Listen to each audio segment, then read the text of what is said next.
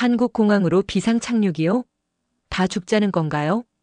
기내 통로에 서 있던 나탈리아의 심장이 순간 철렁 내려앉았습니다. 평범했던 모스크바 서울 노선이 순식간에 위기로 바뀐 겁니다. 한반도 상공 하나의 엔진이 멈췄고 나머지 하나마저 흔들리기 시작했습니다. 언제 추락해도 이상하지 않을 만큼 위태로운 순간이었죠. 다른 선택지는 없나요? 조종실 앞에서 그녀가 물었지만 기장 미하일은 단호했습니다. 베이징은 안개로 시야가 확보되지 않고 블라디보스토크는 너무 멀었습니다. 가장 가까운 곳이 인천공항이었죠. 180명의 승객이 탄 항공기, 그리고 어디에도 기댈 곳이 없는 하늘 위. 모두의 생명이 위태로운 상황에서 15년의 승무원 경력에도 불구하고 나탈리아는 두려움에 떨고 있었습니다. 게다가 한국이라는 나라에 대해 그녀가 가진 이미지는 솔직히 말해 그리 신뢰할 만한 것이 아니었죠.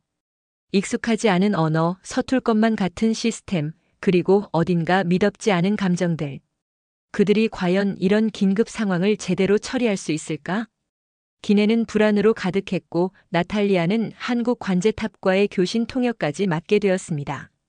그러나 그녀가 결코 믿지 않았던 그곳에서 예상 밖의 장면들이 눈앞에서 펼쳐지기 시작했습니다. 모든 상황들이 그녀의 예상을 뛰어넘을 때마다 나탈리아는 무언가 마음속에서 무너지고 있다는 걸 느꼈죠. 이건 분명히 그녀가 알고 있던 아시아의 작은 나라가 아니었습니다. 이 이야기는 그렇게 시작되었습니다. 하늘 위에서 마주한 위기의 순간 속 한 사람의 마음이 바뀌어가는 여정.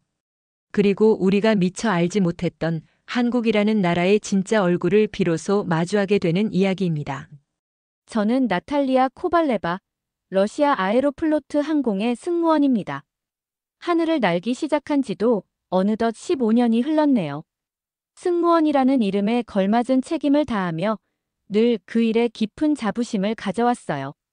모스크바에서 태어나 자란 저는 어릴 적부터 외국어에 흥미가 많았고 우연한 기회에 항공사 면접을 보게 되었습니다. 대학에서 영어를 전공하던 시절 친구의 추천으로 반쯤 장난삼아 도전했던 그 면접이 제 인생의 전환점이 될 줄은 몰랐죠. 그렇게 시작된 하늘길은 제 인생이 되었습니다. 생각해보면 운명 같기도 해요. 나탈리아, 진정한 서비스는 미소가 아니라 진심에서 시작되는 거야. 처음 비행에 나섰던 날, 선배가 들려준 이 말은 제게 평생 잊을 수 없는 철학이 되었습니다. 15년 동안 수많은 나라를 오갔어요. 유럽 곳곳은 물론 중동과 아프리카까지. 그러나 솔직히 말하자면 동아시아 노선에 대해선 별다른 기대를 품어본 적이 없었습니다. 특히 한국은 더욱 그랬죠. 왜냐고요? 편견이 있었거든요. 러시아에서 자란 저는 언제나 이렇게 생각했어요. 최고의 기술은 미국에 있고 가장 세련된 서비스는 유럽에 있다. 아시아는 그저 값싼 제품을 대량으로 생산하는 곳일 뿐이라고요. 한국이라는 나라는 그저 TV 잘 만드는 나라 정도로만 알고 있었죠. 그날도 다르지 않았습니다. 서울행 비행을 앞두고 우리는 크루 라운지에서 여느 때처럼 잡담을 나누며 느긋하게 시간을 보내고 있었습니다. 오늘은 서울이네, 나탈리아. 한국 음식 좀 먹어봐. 그 매운 거 말이야. 동료 올가가 웃으며 권했어요. 저도 따라 웃으며 고개를 끄덕였죠. 그땐 정말 몰랐습니다. 이 비행이 제 인생을 통째로 뒤흔들 거라는 걸요. 비행기는 모스크바를 떠났습니다. 아에로플로트의 자랑, 투폴레프 TU-204 기종이죠. 180명의 승객을 태우고 평온하게 이륙했어요. 시베리아 상공을 지나 중국 영공을 넘는 동안 모든 것이 여느 때와 다름없었습니다. 승객 여러분, 식사 서비스를 시작하겠습니다. 기내 방송을 마치고 식사 카트를 준비했습니다. 장거리 비행 중 식사 시간은 승무원들에게 가장 바쁜 순간입니다. 미소를 지으며 트레이를 건네고 음료를 따르며 분주히 움직였죠. 그렇게 어느새 3시간이 흘렀습니다. 한반도 상공에 접어들 무렵 기체가 미세하게 흔들리기 시작했어요. 처음엔 단순한 기류 변화일 거라 생각했지만 진동은 점점 강해졌고 기내의 분위기도 묘하게 달라졌습니다. 승무원들은 좌석에 앉아 안전벨트를 착용해 주세요. 기장의 차분한 목소리가 기내 스피커를 타고 울려 퍼졌습니다. 그리고 그 순간 기체가 갑자기 크게 기울었습니다.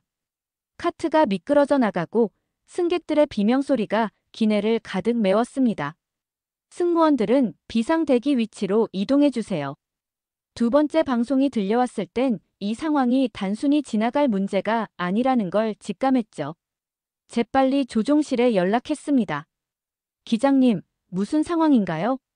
엔진 하나가 멈췄어. 다른 쪽도 상태가 불안정해. 한국 인천공항에 비상 착륙을 요청했어. 순간 등골이 서늘해졌어요. 15년 동안 수많은 비행을 했지만 이런 상황은 처음이었습니다. 손끝이 떨릴 만큼 긴장되었지만 동료들과 눈을 맞추며 침착함을 유지하려 애썼습니다. 승객들에게 안내는 하지 말아줘. 공황 상태가 될 수 있어. 기장의 목소리는 단호하면서도 차분했습니다. 우리는 조용히 비상 매뉴얼을 떠올리며 마음을 다잡았습니다. 그때 조종실에서 다시 호출이 들렸습니다. 승무원 코발레바, 조종실로 와줘.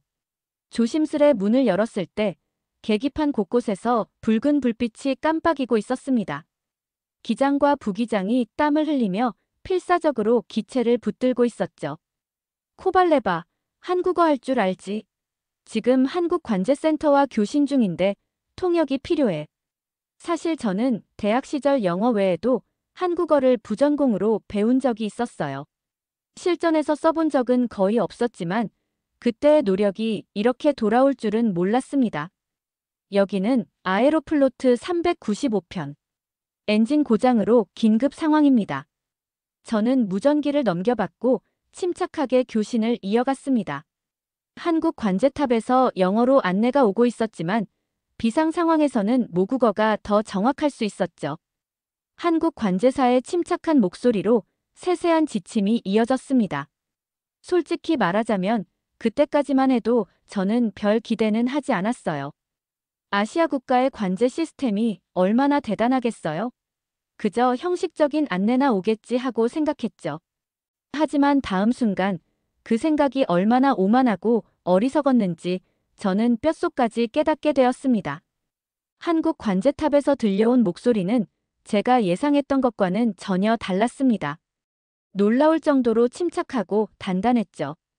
영어로 상황을 설명하자마자 관제사는 저희 비행기의 위치와 상태를 정확하게 파악했습니다. 그 모든 게 단 몇 초 만에 이뤄졌어요. 마치 이미 모든 상황을 알고 있었던 것처럼요. 기장과 관제사 사이에서 통역을 이어가며 저도 점점 상황의 심각성을 체감했습니다. 한쪽 엔진은 완전히 멈췄고 나머지 한쪽도 위태로웠어요. 고도 1만 미터에서 조금씩 고도를 잃어가는 그 순간 우리는 말 그대로 공중에 떠 있는 생명이었습니다.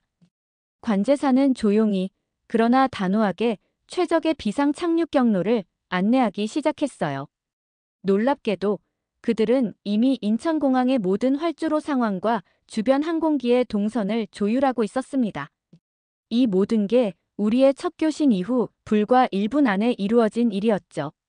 기장 미하일은 믿기지 않는다는 듯 고개를 저었고 저 역시 속으로 감탄을 감추지 못했습니다.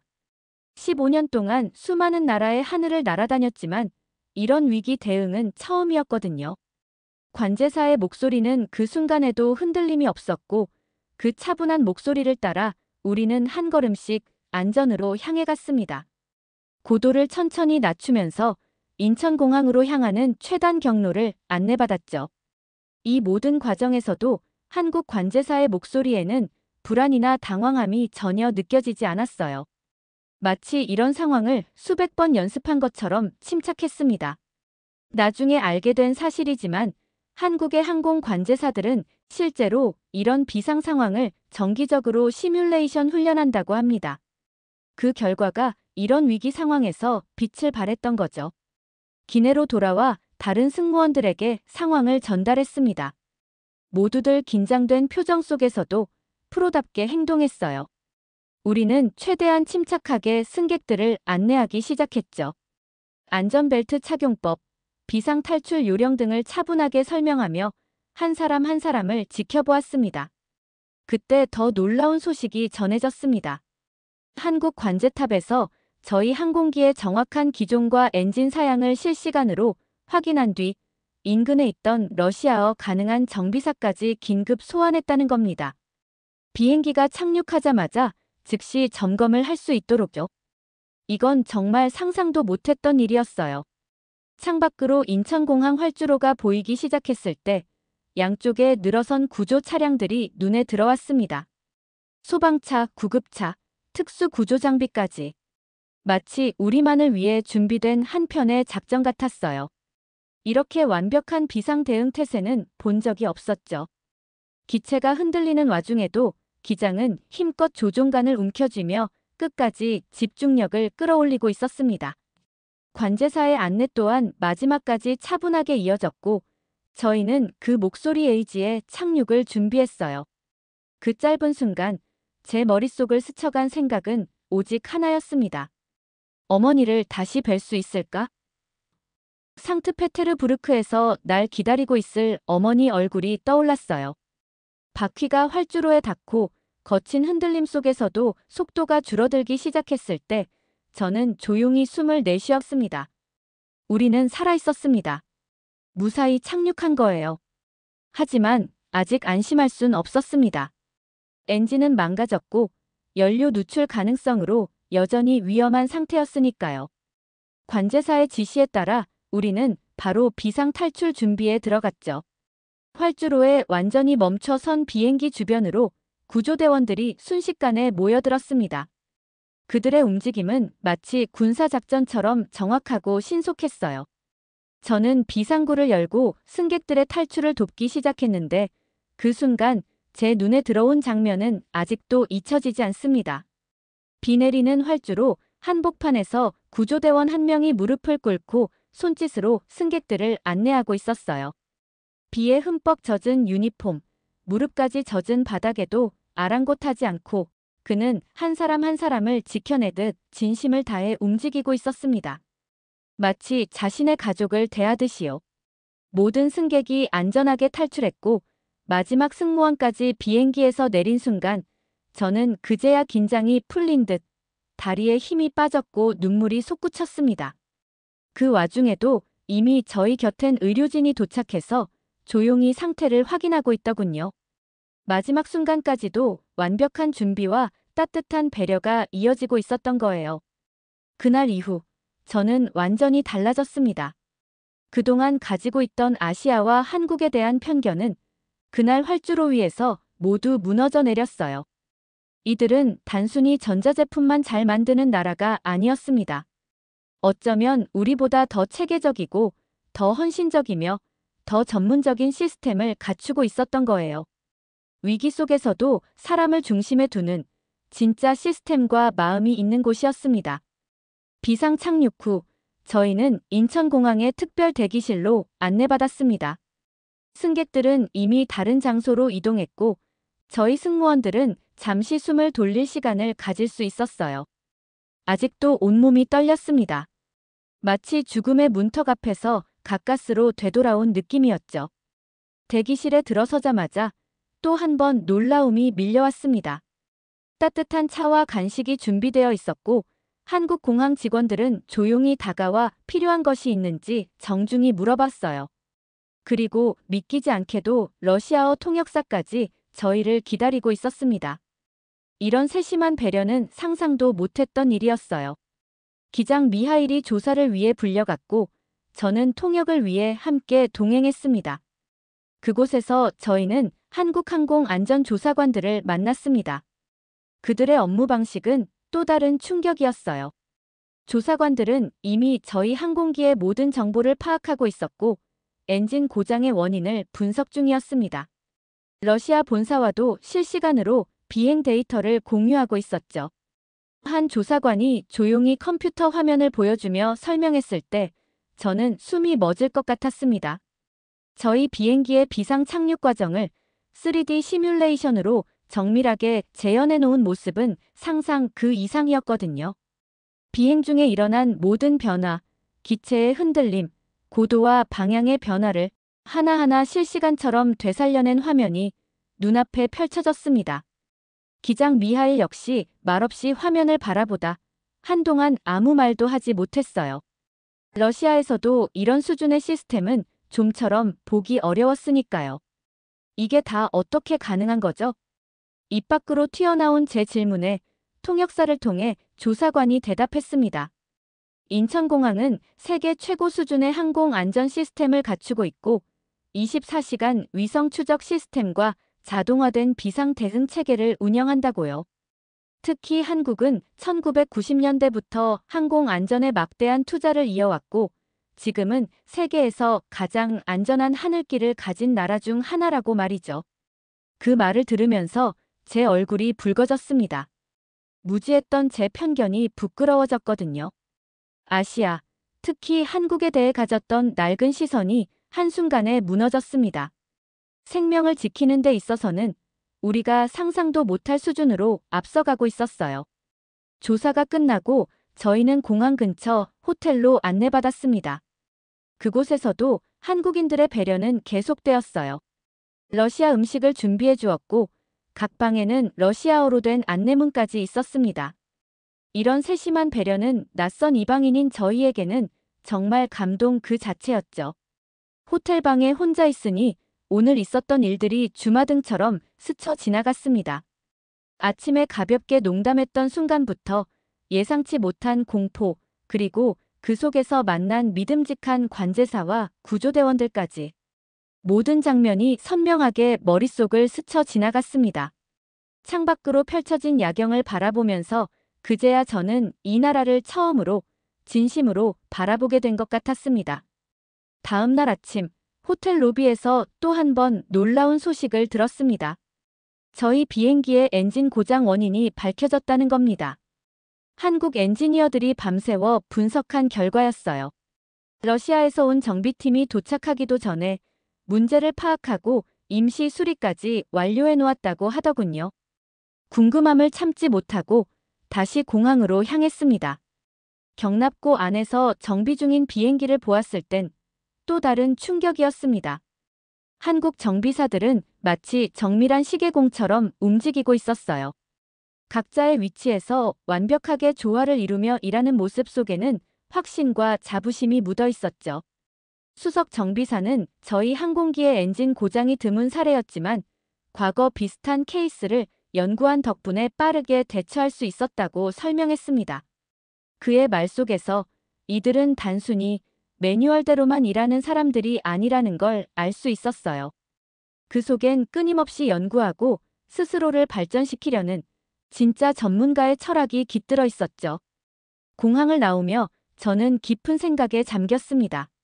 15년 동안 수많은 나라를 다녔지만 이런 경험은 처음이었어요. 제가 그동안 믿어왔던 기준, 갖고 있었던 자부심과 편견들. 한국은 그 모든 것을 뒤집어 놓았습니다. 위기 속에서 만난 한국은 기술로만이 아니라 사람으로 저희를 감동시키고 있었죠. 그날의 기억은 아마 평생 제 마음속에 오래도록 남아있을 겁니다. 서울에 머문 이틀째 뜻밖의 제안을 받았습니다. 인천공항 측에서 저희 승무원들을 위해 짧은 시내 투어를 마련해 주었거든요. 비행기 수리가 진행되는 동안 한국을 조금 더 들여다볼 기회가 생긴 거죠. 가이드는 유창한 러시아어를 구사하는 김 씨였습니다. 한국에서 러시아어를 전공하고 모스크바에서 유학한 경험이 있다며 버스 안에서부터 한국의 역사와 문화를 열정적으로 소개해 주었어요. 첫 방문지는 경복궁이었습니다. 현대적인 건물들 사이에 고요히 자리한 궁궐의 모습이 인상적이었죠. 전통과 현대가 공존한다는 말이 실감났습니다. 김 씨는 조선시대 한국인들이 천문 관측 기구를 만들고 금속 활자를 이용해 책을 인쇄했다는 이야기도 들려주었습니다.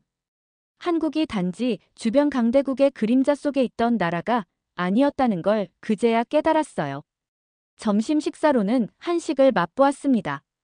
처음엔 조금 낯설었지만 김치의 깊은 맛과 다양한 반찬의 조화에 금세 매료되었죠.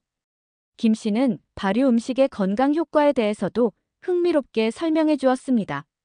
남산 타워에 올라 내려다본 서울의 전경은 장관이었어요.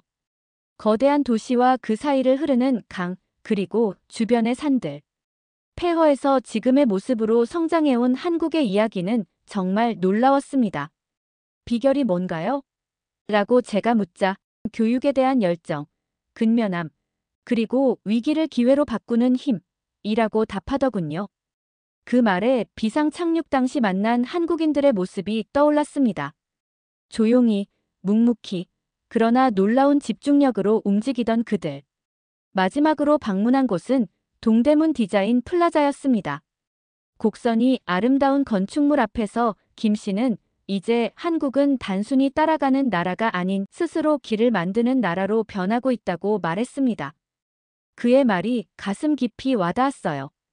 호텔로 돌아오는 길, 창밖 풍경이 아침과는 다르게 보였습니다. 같은 도시인데 이제는 그 안에 숨겨진 이야기들이 하나하나 보이는 듯 했어요. 그날 밤 저는 조용히 여행 일기를 펼쳤습니다. 제가 기록한 건 여행지의 풍경이나 맛보다 한국인들이 보여준 따뜻한 마음과 깊은 정신이었습니다. 저희를 구해준 그들의 헌신은 하루아침에 생긴 게 아니었어요. 그것은 수백 년을 이어온 역사와 조용하지만 강한 의지에서 비롯된 것이었죠. 모스크바로 돌아가기 전날 인천공항 측에서 저희를 관제센터로 초대해 주었습니다. 비상 착륙 당시 저희를 이끌어준 관제사들을 직접 만날 수 있는 기회였죠. 엄격한 보안 절차를 거친 후 관제센터에 들어서자 놀라운 광경이 펼쳐졌어요. 거대한 디스플레이와 최첨단 장비, 그리고 눈을 떼지 않고 화면을 주시하는 관제사들의 모습은 마치 우주선 관제센터를 연상시켰습니다.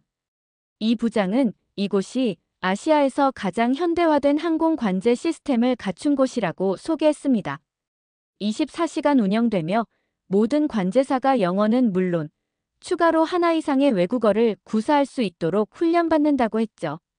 심지어 러시아어가 가능한 관제사도 여러 명 있다는 말에 저희 모두 놀랐습니다.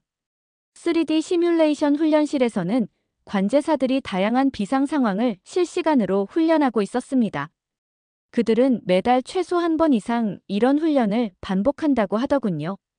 심지어 저희 비행기의 비상 착륙 상황도 이미 데이터베이스에 등록되어 앞으로의 훈련 자료로 활용된다고 했습니다. 그리고 마침내 그날 저희 비행을 도와준 박 관제사를 직접 만났습니다. 30대 중반쯤 되어 보이는 차분한 인상의 남성이었어요. 그는 당시 상황을 정확하게 다시 한번 설명해 주었습니다. 엔진 고장 신호가 들어온 순간부터 모든 시스템이 비상 모드로 전환되었고 착륙 가능한 활주로를 즉시 확보하며 주변 항공기의 경로를 빠르게 조정했다고 했죠. 당신의 침착한 목소리가 저희에게 큰 힘이 되었어요. 정말 감사합니다. 제가 진심으로 감사 인사를 전하자 박 관제사는 겸손하게 웃으며 자신의 일상일 뿐이라고 말했습니다. 남들의 생명을 구하는 일을 그렇게 담담히 말하는 그의 태도에서 진짜 전문가의 품격이 느껴졌어요. 투어의 마지막에 뜻밖의 선물을 받았습니다. 박 관제사가 조심스럽게 내민 작은 상자 안에는 한국 전통 무늬가 새겨진 손목시계가 있었어요. 시계 뒷면에는 러시아어로 하늘에서의 인연이라는 문구가 새겨져 있었죠. 저도 준비해온 러시아 전통 장식품을 그에게 건넸습니다. 작고 소박한 물건이었지만 진심 어린 감사의 마음을 담은 선물이었어요. 다음 날 아침, 수리가 완료된 비행기를 타고 모스크바로 돌아갈 시간이었습니다. 공항에 도착하자 저희를 배웅하기 위해 공항 직원들과 정비사들이 줄지어 서 있었습니다. 그들의 따뜻한 미소와 배웅에 괜히 눈시울이 붉어졌어요. 모스크바로 향하는 비행기 안, 저는 창가에 앉아 구름 위의 하늘을 한참 바라보았습니다. 지난 며칠간의 기억이 마치 꿈처럼 스쳐갔지만 손목에 찬 시계가 그 모든 경험이 현실이었다는 걸 말해주고 있었어요. 비행 중 저는 일기장에 한국에서의 시간을 차근차근 기록했습니다. 이 소중한 경험들을 글로 남겨두지 않으면 시간이 흐르면서 기억도 같이 희미해질 것 같았거든요. 올가와 함께 비행기 사고 당시를 회상했습니다. 공포와 혼란 속에서도 한국 관제사와 구조대원들이 보여준 침착함과 전문성은 단순한 우연이 아니라 오랜 훈련과 치밀한 시스템의 결과물이었다는 걸 다시금 실감했죠. 한국에서 가장 인상 깊었던 건 과시하지 않는 전문성이었습니다. 한국인들은 자신들의 능력을 드러내려 하지 않았고 묵묵히 맡은 바를 해냈어요. 그리고 그 결과가 자연스럽게 나타났죠. 또 하나 인상 깊었던 건 디테일에 대한 집요함이었습니다. 비상 착륙 상황에서 단순히 비행기를 안전하게 착륙시키는데 그치지 않고 승객들의 심리적 안정까지 배려한 것, 그리고 저희가 묵는 호텔에 러시아어 안내문을 준비해둔 세심함까지. 이런 디테일이 결국 생명을 구하고 마음을 움직이는 거란 걸 깨달았습니다. 모스크바에 도착했을 때는 이미 해가 저물고 있었습니다. 공항에는 가족들이 기다리고 있었어요. 이미 사고 소식을 들으셨던 어머니는 눈물을 글썽이며 저를 꼭 안아주셨습니다. 어머니의 눈물을 보는 순간 마음이 아프면서도 다시 이렇게 안길 수 있다는 사실만으로도 깊은 감사가 밀려왔죠. 집으로 가는 차 안에서 어머니께 한국에서 있었던 일들을 이야기했습니다. 위기 속에서도 흔들림 없이 대처했던 한국 관제사들, 구조대원들, 그리고 공항 직원들의 모습까지. 제 손목에 시계를 보여드리며 이 시계가 그 인연의 증표라고 설명했죠. 어머니는 시계를 한참 들여다보시더니 참 아름다운 인연이었다고 말씀하셨어요. 그날 밤 저는 소셜미디어에 짧은 글을 올렸습니다. 한국에서의 경험과 그 속에서 제가 배운 것들에 대해서요. 진정한 강함이란 겉으로 드러나는 힘이 아니라 위기의 순간에 드러나는 침착함과 전문성, 그리고 따뜻한 마음이라는 걸 저는 한국에서 배웠습니다. 다음 날 항공사 사무실에 출근하자 동료들이 박수로 저를 맞아주었습니다. 영웅처럼 대해주는 그들의 환영이 조금 부끄럽기도 했어요. 진짜 영웅은 우리를 안전하게 이끌어준 한국의 사람들과 시스템인데 말이죠. 비상 착륙 사건 이후 1년이 지났습니다. 저는 이제 아에로플로트 항공사의 안전교육 담당자로 일하고 있어요. 한국과의 교류 프로그램이 마무리된 후 항공사에서 비상상황 대처법과 승무원 안전교육을 담당하는 역할을 제안받았죠. 처음에는 부담스러웠지만 한국에서 배운 소중한 경험을 더 많은 사람들과 나누고 싶어 용기를 냈습니다. 교육 프로그램을 구성하면서 한국의 항공 안전 시스템에서 인상 깊었던 부분들을 적극 반영했어요. 특히 현실적인 시뮬레이션 훈련과 체계적인 매뉴얼이 핵심이었죠. 실제 상황처럼 훈련해야 진짜 상황에서도 침착할 수 있다는 것이 제 교육 철학이 되었습니다. 단순히 절차를 암기하는 것이 아니라 몸에 익숙해질 때까지 반복하며 대응 능력을 길러주는 방식이었어요. 초반엔 낯설고 힘들어하던 승무원들에게 한국에서의 경험을 이야기하며 이런 훈련의 중요성을 꾸준히 설득해 나갔습니다. 어느 날 놀라운 소식이 들려왔습니다. 저희 항공사의 비행기가 시베리아 상공에서 기상 악화로 위기를 맞았는데 제가 훈련시킨 승무원들이 완벽하게 대처해 모든 승객을 안전하게 비상 착륙시켰다는 거였죠. 나중에 그 승무원들이 찾아와 감사 인사를 전했을 때는 정말 감격스러웠습니다. 제가 한국에서 받았던 도움과 배움이 또 다른 이들의 생명을 지키는 데까지 계속해서 이어지고 있다는 사실이 믿기지 않을 만큼 감동이었으니까요.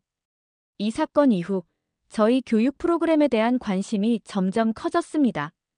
다른 러시아 항공사들에서도 문의가 오기 시작했고 저는 기회가 있을 때마다 한국의 항공 안전 시스템을 소개했어요. 그들의 체계적인 접근, 세심한 준비, 그리고 무엇보다 안전을 최우선으로 여기는 태도를 이야기했죠. 그러던 중 세계 항공 안전 컨퍼런스가 서울에서 열린다는 초대장을 받았습니다. 저는 위기 상황에서의 문화 간 협력이라는 주제를 가지고 발표자 자격으로 초청받았어요. 1년 전 비상 착륙 경험을 바탕으로 서로 다른 언어와 문화를 가진 사람들이 어떻게 믿고 협력할 수 있는지를 이야기하게 되었죠. 서울행 비행기 안에서 저는 깊은 생각에 잠겼습니다. 처음 이곳에 왔을 때를 떠올리며 지금의 제 모습이 얼마나 달라졌는지 실감했죠. 아시아에 대한 편견으로 가득 찼던 제가 이제는 한국의 시스템과 문화를 세계에 알리는 자리에 서게 되다니요. 인생이란 참 예측할 수 없는 여행이라는 생각이 들었습니다. 컨퍼런스장에서 박관제사를 다시 만났습니다. 그는 이제 인천공항 관제 교육부의 책임자가 되어 있었어요. 우리는 이제 통역 없이도 간단한 대화를 나눌 수 있을 정도로 가까워졌습니다. 한때는 서로 낯선 이방인이었지만 이제는 저와 같은 길을 걷는 동료가 된 거죠. 발표 당일, 저는 무대에 올라 제 이야기를 시작했어요. 저는 한국의 하늘에서 두 가지 중요한 것을 배웠습니다. 첫째, 진정한 전문성이란 화려한 말이 아니라 위기의 순간에 발휘되는 것이고, 둘째, 서로 다른 문화와 언어 속에서도 신뢰가 있다면 놀라운 기적을 만들어낼 수 있다는 점입니다. 발표 후 뜻밖의 제안을 받았습니다. 한국항공안전위원회에서 한러항공안전협력 프로젝트의 공동 책임자를 맡아 달라는 거였어요. 저는 이 모든 것이 단순한 우연이 아니라는 느낌이 들었습니다. 그날의 비상 착륙이 제 인생의 방향을 완전히 바꾸어 놓았고, 이제는 더 많은 사람들의 안전을 지키는 일에 기여하고 있었으니까요. 다음 날, 인천공항으로 가는 길에 저는 창밖으로 서울의 풍경을 바라보았습니다. 1년 전엔 낯설기만 했던 이 도시가 이제는 따뜻하고 익숙하게 느껴졌어요. 공항 활주로에 가까워질수록 그날의 기억이 선명하게 떠올랐습니다. 두려움 속에서 손 내밀어준 사람들. 그들의 전문성과 진심 어린 배려. 차 안에서 저는 문득 손목의 시계를 바라보았어요. 하늘에서의 인연이라는 말처럼 우리는 서로 다른 하늘 아래에서 태어났지만 결국 같은 하늘을 바라보며 살아가고 있습니다. 국적과 언어, 문화의 차이를 넘어 서로를 배우고 이해할 때 우리는 더 넓은 세상을 볼 수 있게 되는 거겠죠. 모스크바로 돌아가는 비행기 안, 이제 저는 단지 승무원이 아니라 두 나라를 이어주는 다리가 되었어요. 그리고 그 여정의 시작은 한국의 하늘에서 만난 신뢰라는 이름의 기적이었습니다. 앞으로도 그 신뢰를 더 많은 사람들과 나누려고 합니다. 하늘만큼 넓은 마음으로, 구름만큼 자유로운 생각으로요. 오늘의 사연 어떠셨나요? 여러분의 생각도 댓글과 사연으로 함께 나눠주세요. 저는 여러분이 눌러주시는 좋아요에 힘을 얻어 더 흥미롭고 좋은 영상으로 돌아오겠습니다. 오늘도 이야기 들어주셔서 감사합니다. 행복한 하루 되세요.